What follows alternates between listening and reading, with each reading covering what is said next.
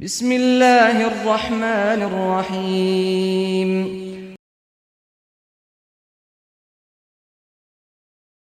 المصنف رحمه الله تعالى ونفعنا بعلومه وبعلوم مشايخنا وسائر الصالحين في الدارين آمين.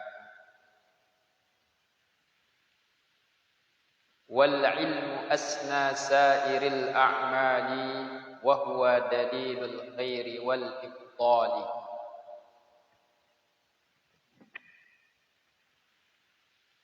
Wal ilmu asna. Apa yang kenana asna? Ilmu itu adalah asna. Apa maksudnya asna?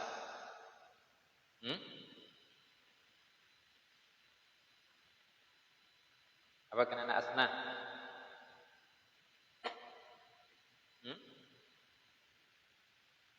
Bisa artinya afdal, bisa artinya arfa, bisa artinya a'la. Jadi ilmu itu paling bagus atau paling tinggi atau paling afdal sairil a'mali, di antara semua perbuatan.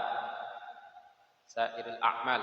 Jadi ilmu itu adalah sesuatu yang paling tinggi daripada semua perbuatan, semua amalan. Jadi menuntut ilmu ini juga termasuk pekerjaan yang paling mulia.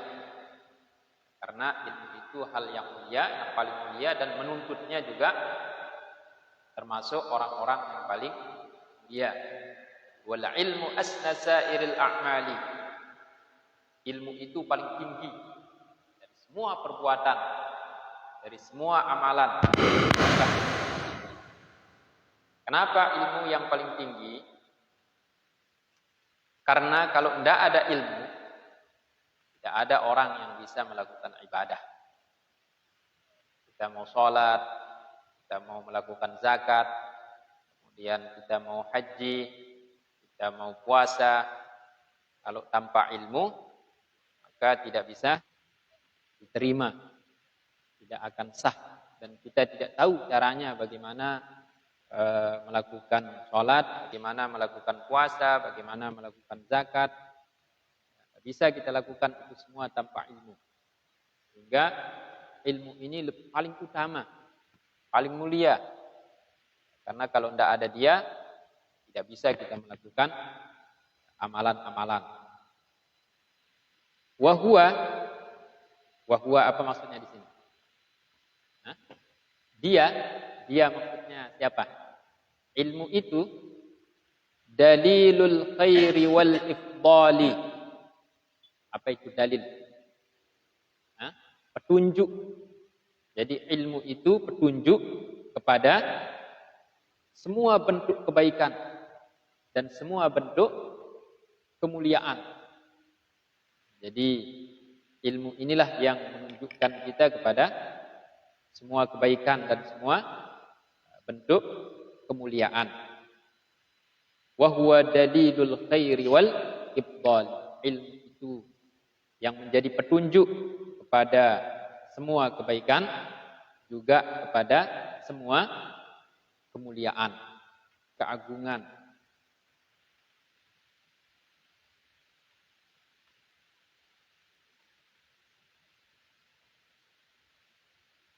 Dan beliau mengatakan ini, wal ilmu asna, ada dalilnya. Jadi ulama itu berani mengatakan wal ilmu asna sairil a'mal. Ilmu itu paling utama, paling tinggi, paling mulia. Karena memang dalam Al-Quran dijelaskan, yarfa'illahu alladhina amanu minkum walladhina utul ilma darajat. Allah Subhanahu wa ta'ala mengangkat orang-orang yang beriman di antara kalian dan orang-orang yang berilmu.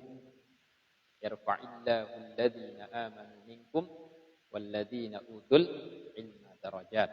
Berapa derajat orang-orang yang berilmu itu lebih dia daripada yang lain.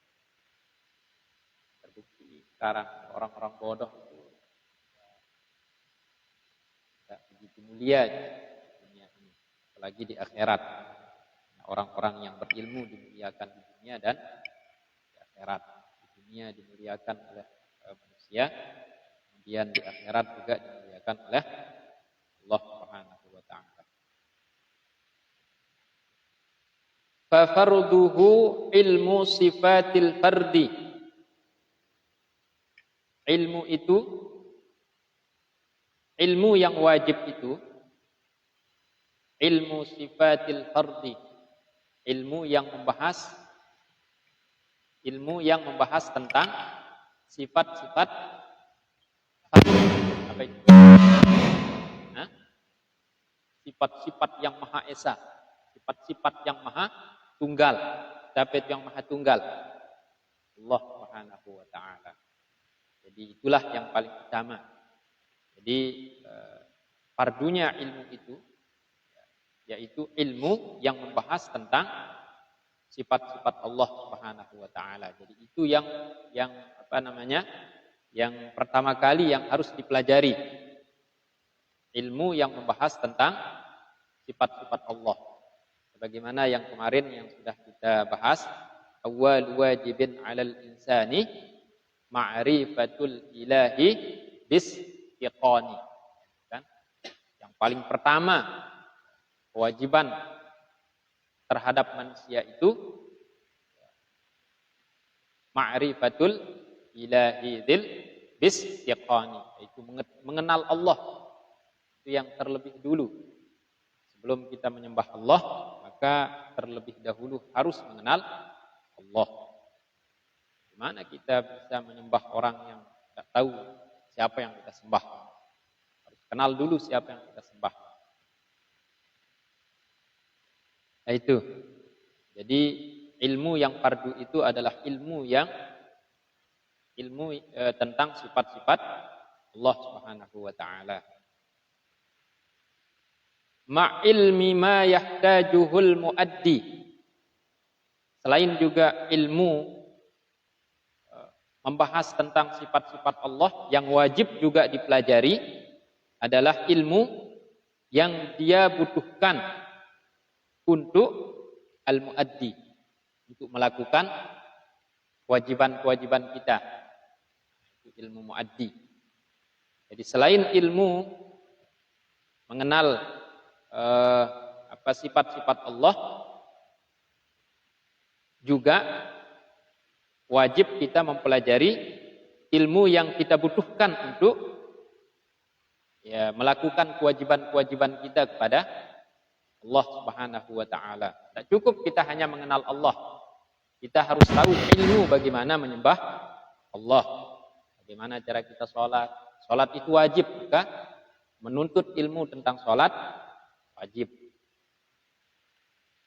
Kita wajib berpuasa, maka wajib hukumnya kita menuntut ilmu tentang hukum-hukum puasa. Itu tidak boleh hendak, harus. Kemudian kita mau pergi haji, maka wajib hukumnya kita mempelajari ilmu tentang haji. Kita wajib zakat, maka wajib kita mempelajari ilmu tentang perzakatan.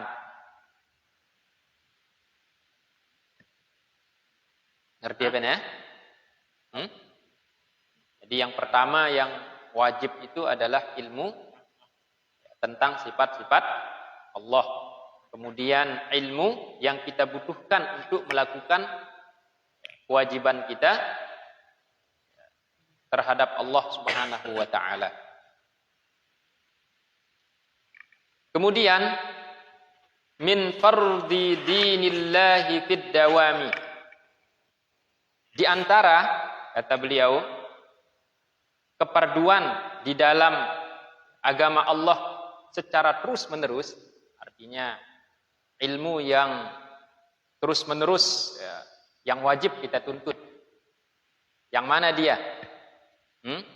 Ilmu yang fid dawam secara wajib terus-menerus diwajibkan oleh Allah Subhanahu wa taala. Katuhri was salati was siyami. seperti ilmu tentang bersuci. Nah, bersuci dari hadas kecil, bersuci dari hadas besar, bersuci dari najis.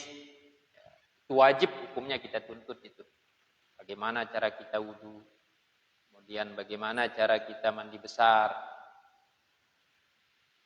kemudian yang berkaitan tentang wudu.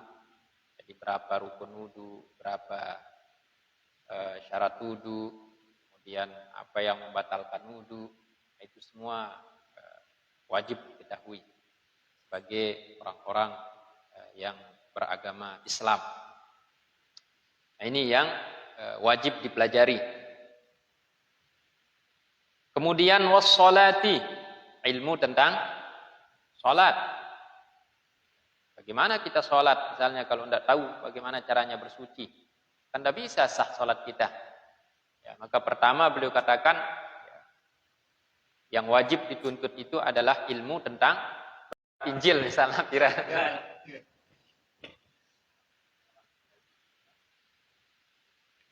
Nah, ini wajib diketahui ilmu tentang sholat, rukun sholat, kemudian hal-hal yang membatalkan tentang hal-hal yang membatalkan sholat. Fikih kan sudah tahu kita cara sholat, tidak cukup maka tidak batal. Ini perlunya kita tahu ya, bagaimana hukumnya sunnah. Jangan sampai kita meyakini niat. Jangan sampai kita yakini yang wajib itu menjadi sunnah, atau kita yakini yang wajib itu menjadi haram.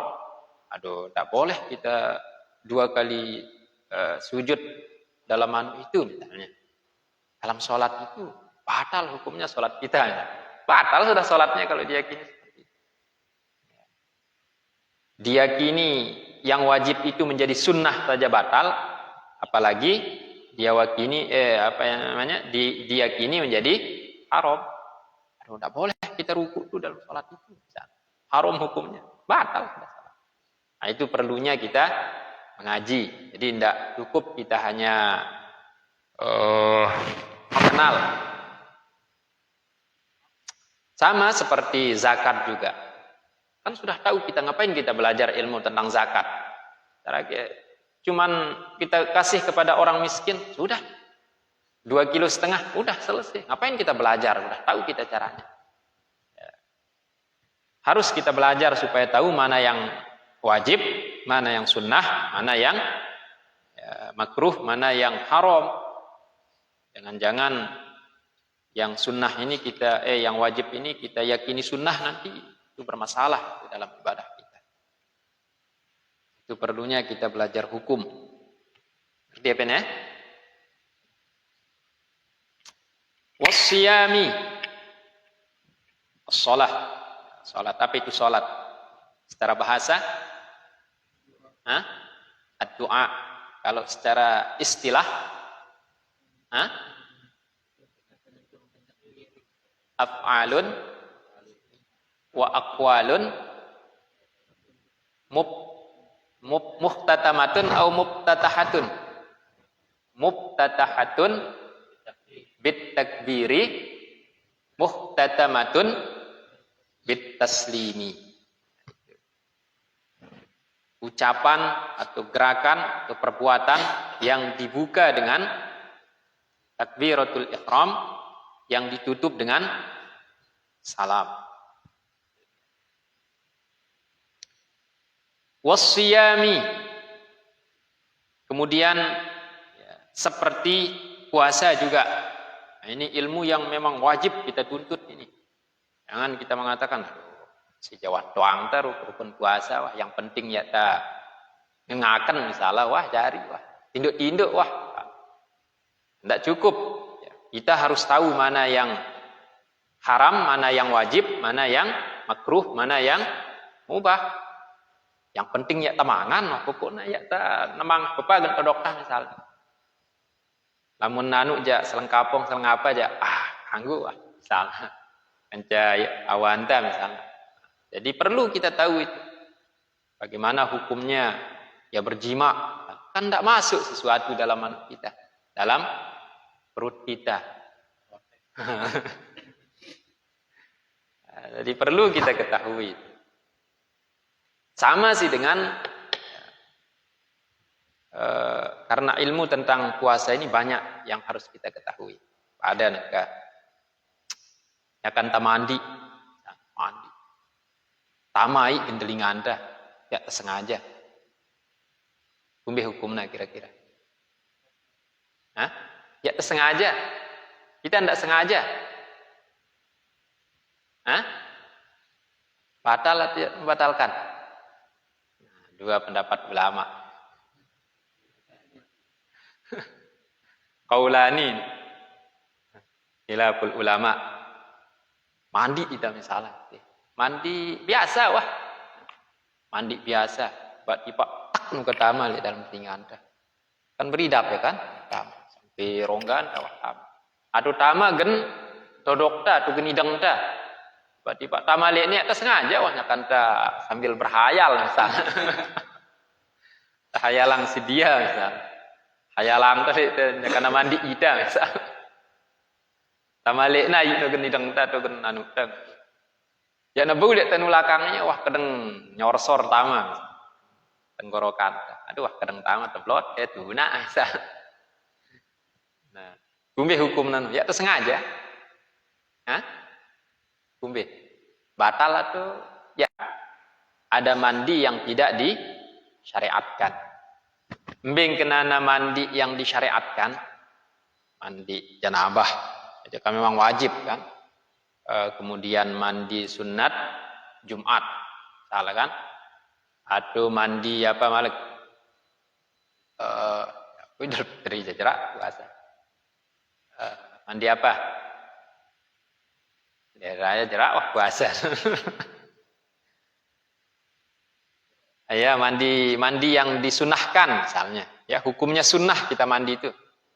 Mandi Jumat kan sunat hukumnya kan mandi Jumat. Itu namanya mandi yang disyariatkan, yang disunahkan oleh agama.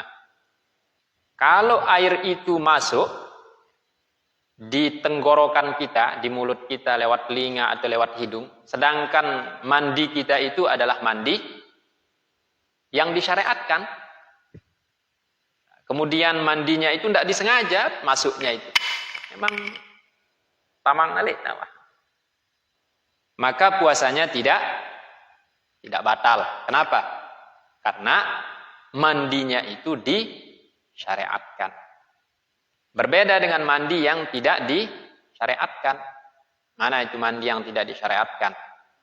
Ya, mandi untuk membersihkan apa tubuh atau untuk tabrid, untuk mendinginkan badan. Mandi kan. Guna sih. Besar itu mandi tengah hari misal. Mandi biasa, bukan mandi sunnah, bukan mandi wajib, bukan mandi junub misalnya. Kemudian masuk air di hidung atau di telinga atau di mulut, tidak disengaja, maka hukumnya puasanya gimana? Batal. Meskipun tidak disengaja. Kenapa? Karena mandi yang dilakukan itu adalah mandi yang tidak disyariatkan. Ngerti apa ya? Nah, ya perlu karena tuangnya.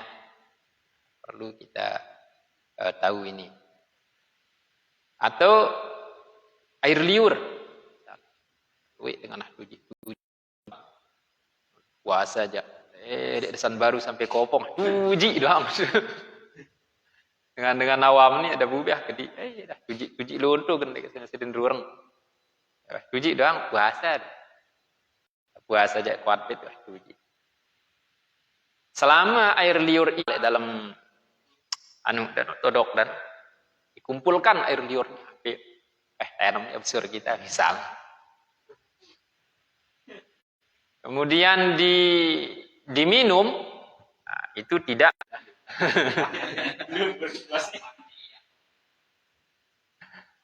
nah, itu tidak bisa membatalkan puasa. Kenapa? Karena dari mulut sudah keluar dari Tapi kalau selama dia masih di dalam, itu tidak membatalkan puasa. Kenapa tidak membatalkan puasa air liur itu? Karena susah untuk menjaganya. Pembesaran tenjaganya, nah boleh tenjaga keluar dari mulut. Berbeda dengan kuek. Kalau kuek kan bisa karena keluarnya tidak terus-menerus. Iya kan? Tidak keluar secara. Nah, kalau dia udah keluar sampai di bagian luar mulut, kemudian telan manis, maka bisa membatalkan puasa. Menahan diri dari makan dan minum, sudah selesai. Karena itu yang kita tahu dari orang-orang tua kita.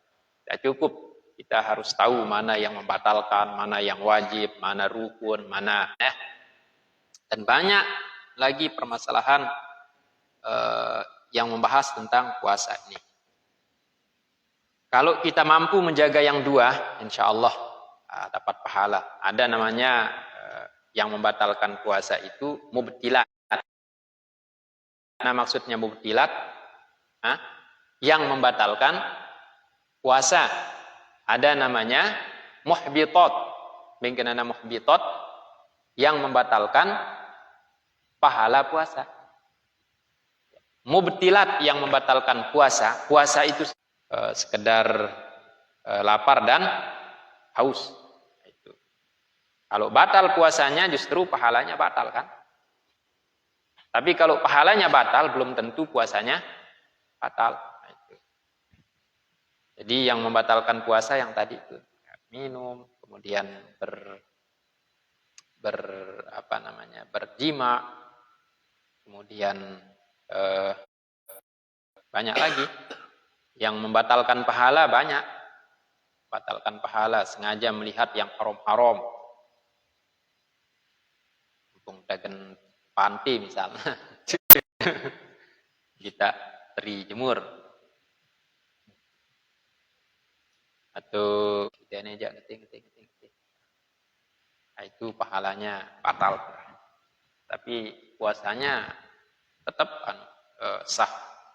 Tapi tidak ada nilainya di sisi Allah Subhanahu wa Ta'ala. Batalkan, harus tahu itu.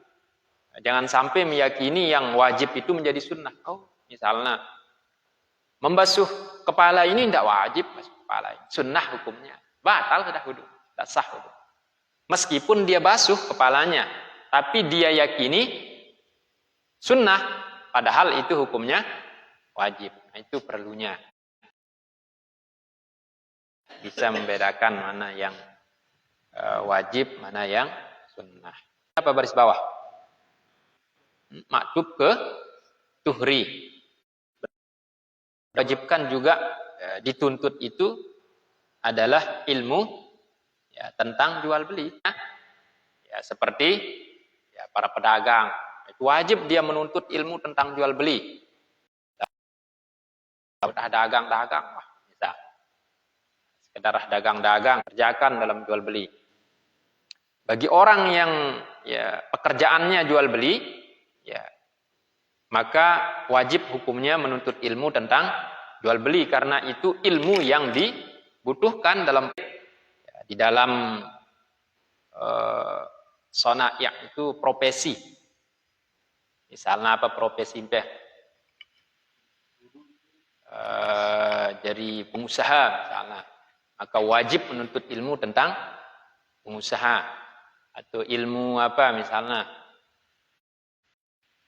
Pokoknya ilmu yang kita butuhkan sudah dalam pekerjaan kita. Misalnya pekerjaan tah dagang berarti wajib menuntut ilmu tentang dagang atau pekerjaan tah apapun gitu.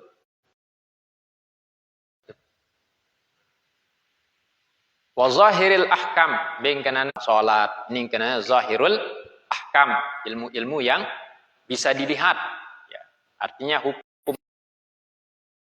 lihat para sembahyang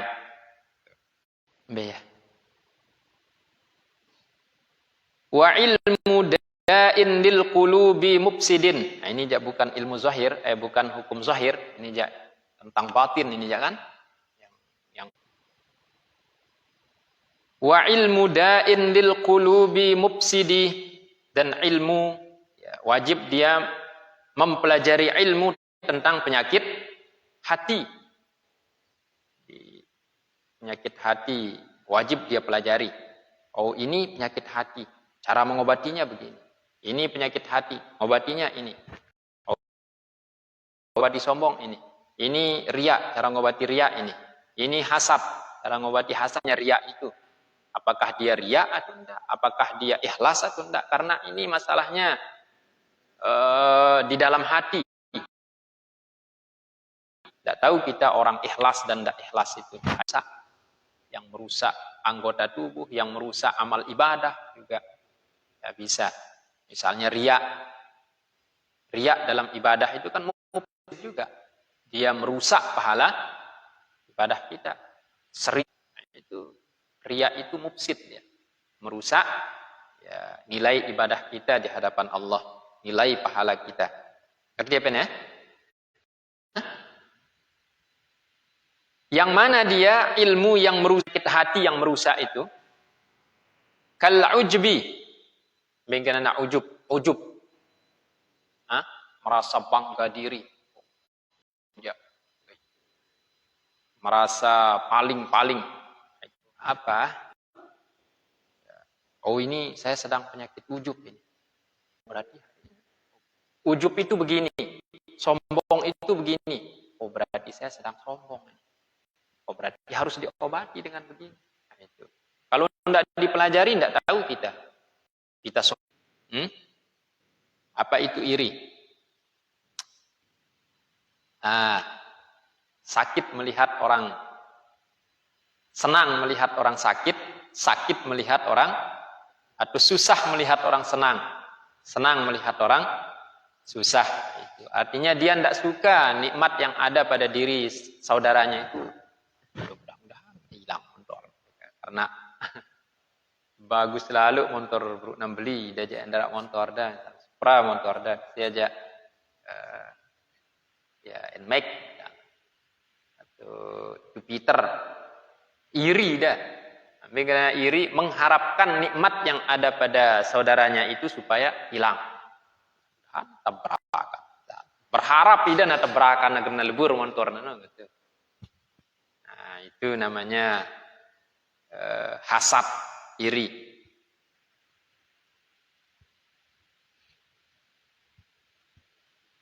Ngerti apa ya? Jadi kesimpulannya bahwa wajib kita mempelajari ilmu tentang penyakit hati yang akan merusak amal kita. Ya, wajib hukumnya supaya kita bisa mengobatinya. Kemudian wa ma siwa hadza minal ahkami fardu kifayatin 'alal anami. Wa ma siwa hadza, dan adapun selain daripada ini maksudnya apa? Minal ahkami, hukum-hukum yang tadi itu. Selain daripada yang tadi itu, bengkenana selain yang tadi itu.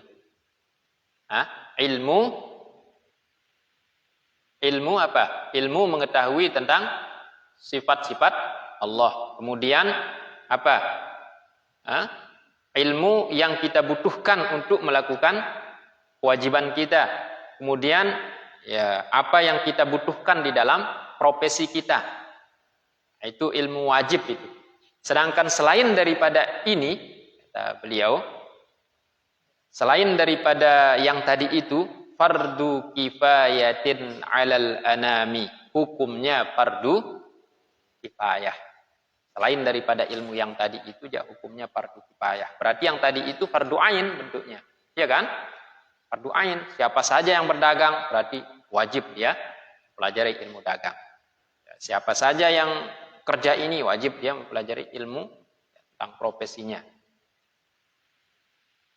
Siapa saja yang muslim wajib dia mempelajari tentang ya sifat-sifat Allah gitu.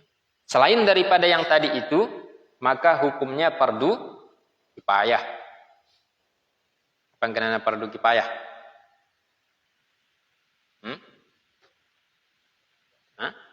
Perwakilan. Idza qama bihil ba'du saqata 'anil baqin. Apabila satu orang yang mengerjakannya, maka saqata 'anil baqin, yang lain juga gugur. Nah, contoh nambe mengurus jenazah atau sholat jenazah. Sholat jenazah itu fardu kifayah hukumnya. Kalau semua orang tidak ada yang mensolatkan mayit yang di dalam gubuknya, dusunnya atau desanya, maka semua akan mendapatkan dosa.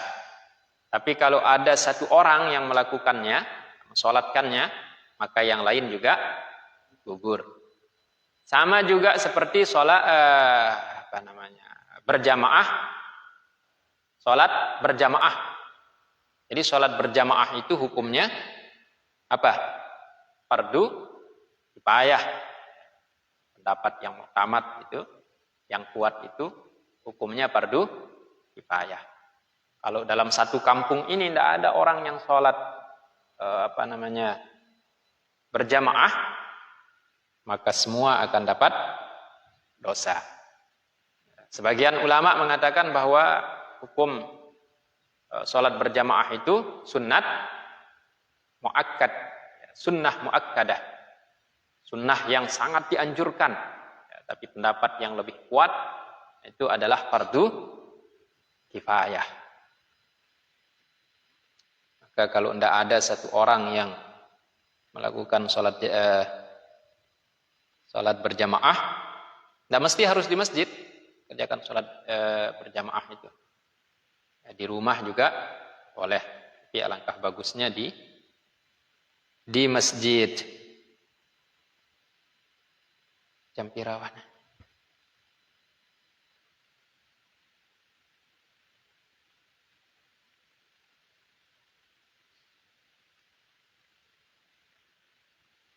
Jemaat lanjut ya, ke kumbe.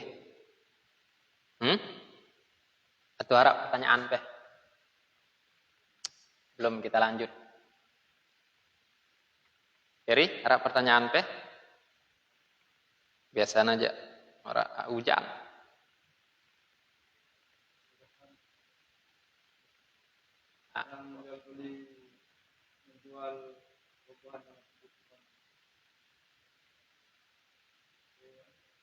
Lamun nawah, kalau dia sudah matang, ya sudah kadang bau ya doang, tidak salah. Ini masih motek beli wah ini. Nah, itu bisa merugikan salah satu pihak. Beli ndak motek maka beli ya, laun bau ya, Allah tentuang dah ajina. Engkau ya, kan kita tidak tahu kan masih motet. Setelah 2 bulan dulu tidak akan nyala. Jadi tidak sah ya. Gula munawah udah mateng, udah apa, tak salah. Di borongan. Boleh. Kira mau dah.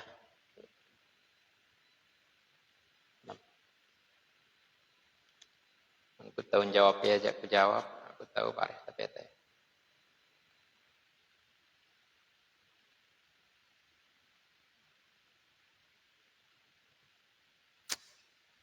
Assalamualaikum warahmatullahi wabarakatuh. Mohon bertanya, kenapa riya dikatakan sebagai syirik kecil? Ya. Apakah sama kedudukannya dengan syirik besar, menyekutukan Allah? Pertama, kenapa riya dikatakan sebagai syirik kecil? Karena dia beribadah selain ada embel-embel embel-embel makhluk. Riya itu kan ingin dilihat. Ikhlas itu hanya semata-mata karena Allah. Sedangkan riya itu ada embel-embel makhluk. Misalnya ibadah agar rajin ida lalu timpa masjid karena jalan untuk timpa masjid nu arah mantan dah itu. Nah karena nyesel misalnya. Agar nyesel kita aku bagus topongan itu tetap rajin saleh aku misalnya. Agar nyesel mantan dah kan itu. Aduh ya nak keluang ide le inan dedarano misalnya kan nyesel inana. Doang kita saleh nih kan misal. Kebetulan balin dedarano mantan ada setujuan sedang ruang jalan di masjid pacu dia sembahyang karena nyesel manusia ini kita akui. Nah, itu kan ada embel-embel manusianya itu kan makhluknya. Sehingga dikatakan syirik kecil, tapi dia beribadahnya tetap karena Allah kan? Bukan karena dia menyembahnya kepada Allah kan, bukan menyembah mantannya itu kan. Nah, makanya dia dikatakan syirik kecil karena dia ada embel-embel makhluknya. Kemudian apakah sama kedudukannya dengan syirik besar? Enggak. Kalau syirik besar dia memang dia ibadahnya karena selain Allah. Ibadahnya, menyembahnya itu bukan Allah. Itu namanya syirik besar. Tak sama kedudukannya. Kalau syirik kecil itu ya seperti riya itu. Tetap dia menyembah Allah. Cuman ada embel-embel ya mantan kan. Agar milik kita. Tapi dia tetap sholatnya menyembah siapa? Menyembah Allah. Lagu agar dan kita kan gitu supaya dilihat dia pergi ke masjid sama mantannya supaya menyesal. Tapi nanti pas sampai di masjid dia menyembah Allah kan. Tapi kalau syirik besar dia menyembahnya selain Allah. Batu sembah berarti batu. Lu patungno sembah dah. Bukan Allah yang sembah tapi patung itu misalnya. Itu syirik besar dan tidak sama kedudukannya. Jadi syirik kecil ini tidak sampai riya ini tidak sampai kita keluar dari agama Islam, artinya tidak sampai murtad. Cuman tidak dapat pahala dalam ibadahnya karena ingin disanjung.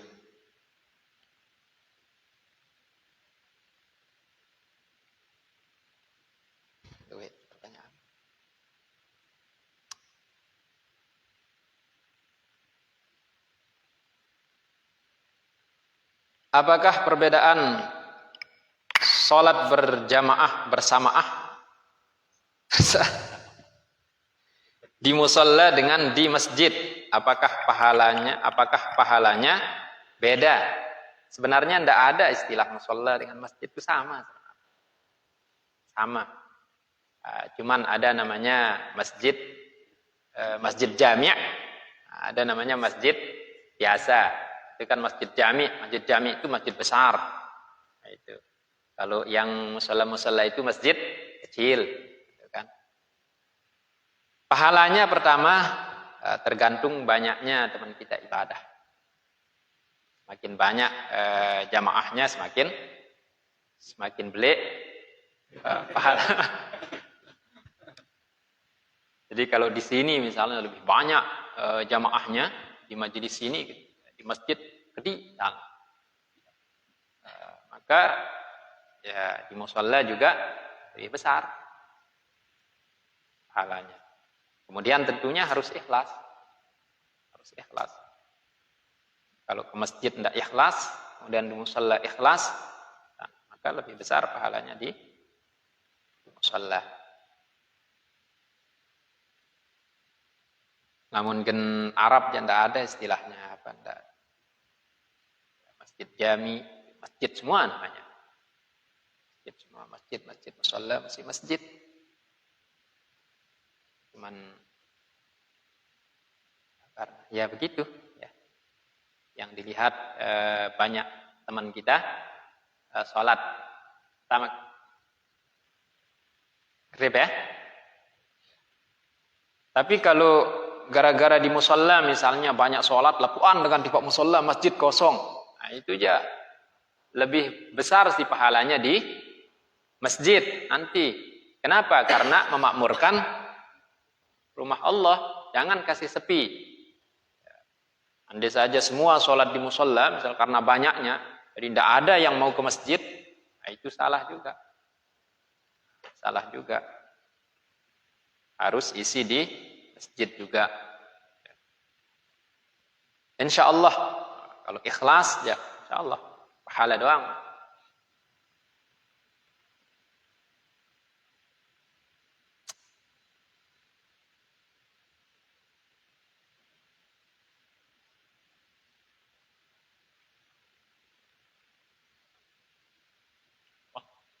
Izin bertanya. Assalamualaikum warahmatullahi wabarakatuh. Izin bertanya.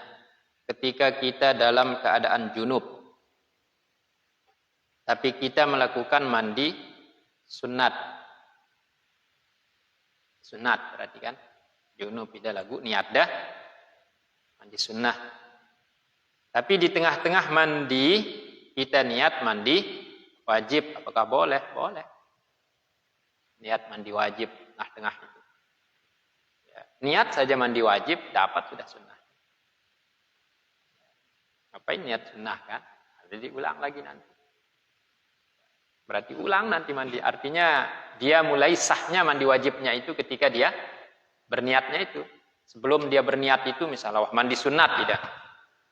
Wah tengah-tengah mandi dah. Jangan dan besok naik. Misalnya wah akan besok naik wah bebetis dah.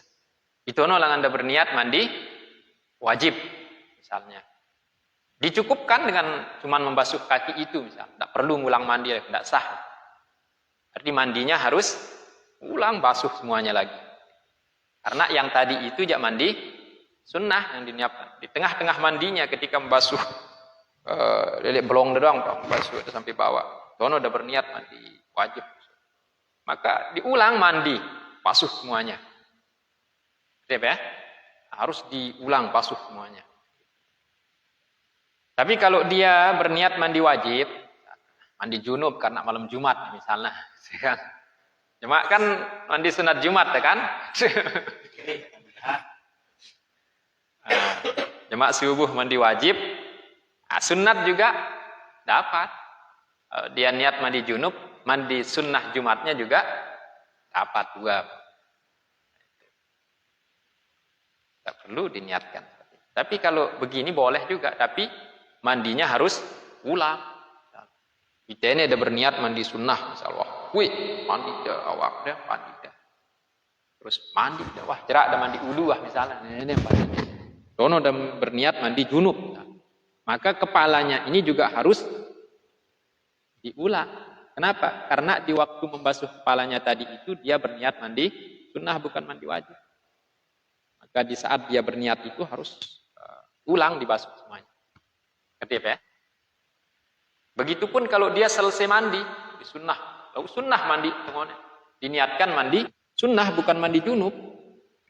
Wah selesai mandi, tetap wajib hukumnya dia mandi lagi kalau mau menghilangkan mandi junubnya.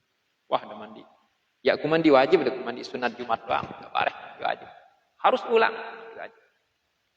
Pada aja pegawai Anda lagu yang membedakan adalah niatnya itu. Maka tidak bisa dia ikut mandi wajib. Harus dia ulang lagi nanti. Ngerti apa ya? Yang bertanya ngerti, kira-kira. Kalau boleh, apakah mulai dari awal atau dilanjutkan? Mulai dari awal. Mulai dari awal. Sama sih dengan wudhu.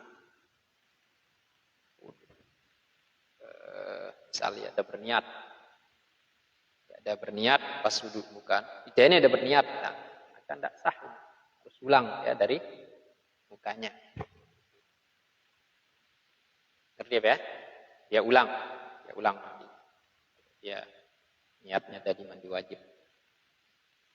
Kalau niatnya tadi mandi, nah, apakah mulai dari awal atau lanjutkan ulang? Ngerti enggak? Insyaallah. Assalamualaikum warahmatullahi wabarakatuh. Mohon penjelasan. Apa maksud dari kalimat orang yang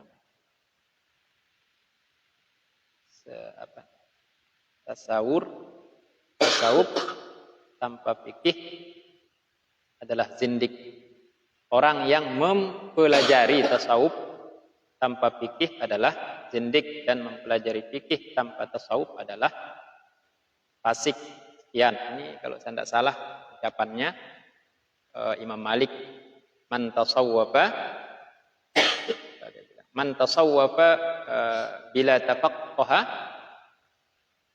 fahuwa tazandaqa wa man tafaqqaha bila tasawufin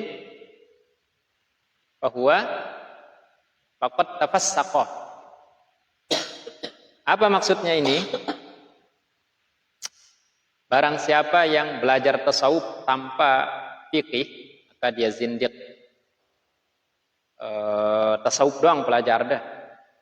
Tasawuf doang tentang Tuhan lagu ya dua belajar tentang kumbi saranta nyembah nenek.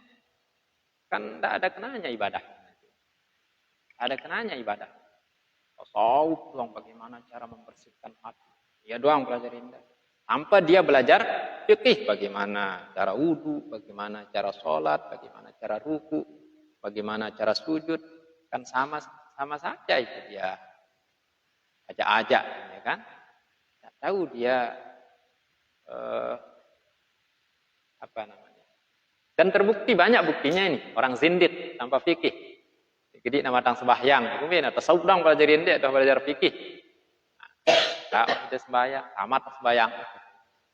Nah, itu. Jadi perlu itu fikih itu. Begitu juga barang siapa yang belajar fikih tanpa tasawuf, maka dia fasik. Fikih doang pelajarin, tapi dia tidak pernah belajar tazkiyatun nafsi. Maka nanti akan timbul ria, kemudian sombong. Aku sembahyang tahajud 1000 rakaat doang. Ini dia neraka. Dalam hati dia dah rukatang aja lagu. Aku paling tinggi surga akhirat. Aku paling tinggi mahkota. Kan itu sudah sombong. Pasti dia dosa besar. Jadi ibadah-ibadah yang dilakukan itu tidak ada maknanya itu. Benar dia sholat tahajud 1000 rakaat per malam. Membayang 1000 rakaat per malam dia sholat tahajud. Tapi dia merasa paling mulia di dunia ini. Darah di zaman ini belum ada yang seperti saya. Yang saya sudah paling tinggi surganya nanti di akhirat. Nah, itu kan sudah ibadah-ibadahnya itu tidak ada kenanya. Makanya dia disebut fasik. Jadi perlu juga ilmu tasawuf itu untuk membersihkan hati itu. Nah, supaya begitu kita melakukan ibadah 1000 rakaat, kita juga bisa ikhlas. Kita tidak merasa diri. Jadi yang dua ini harus ilmu fikih dengan ilmu tasawuf. Fikihnya perbuatan tubuh kita, kemudian tasawufnya perbuatan hati. Kita ibadah pakai tubuh kita, sujud, ruku, tubuh kita. Kemudian ikhlas itu adalah amalan hati kita. Kalau berkumpul yang dua itu, sudah. Jadi kalau tidak ada itu, tidak bisa. Awak doang sampai 1000 rakaat, tapi ria, sombong, tidak ada manfaatnya. Itu maksudnya ya. Insya Allah itu maksudnya. Ya, habis. Assalamualaikum warahmatullahi wabarakatuh. Mohon pencerahan. Cerah.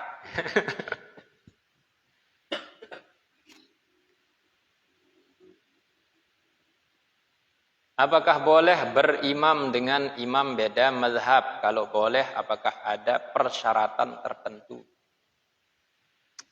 Sebenarnya di dalam mazhab kita sama dengan mazhab Hanafi.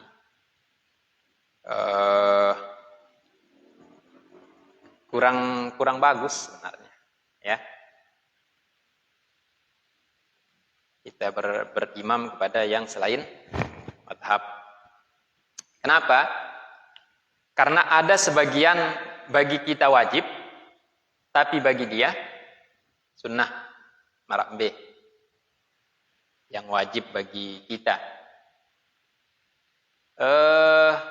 niat, bagi kita wajib, bagi dia sunnah, ya kan?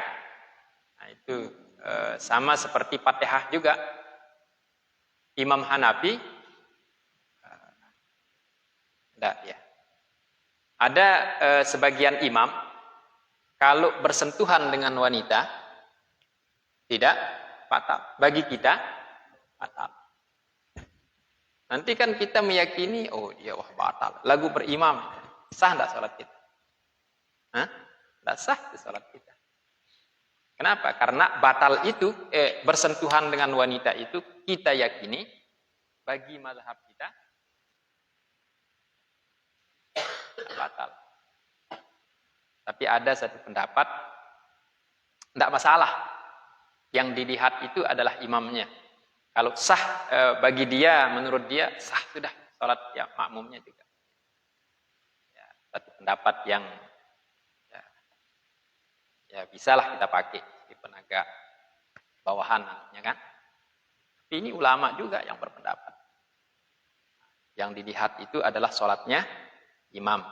Selama dia tidak melakukan hal-hal yang membatalkan sholat bagi dia, tidak membatalkan sholat bagi dia, sudah sah sholat. Tapi kalau dia melakukan hal yang membatalkan sholat bagi dia, kebatal juga, tidak boleh. Seperti apa ya? Yang dilihat adalah imamnya. Wallah subhanahu wa ta'ala a'lam.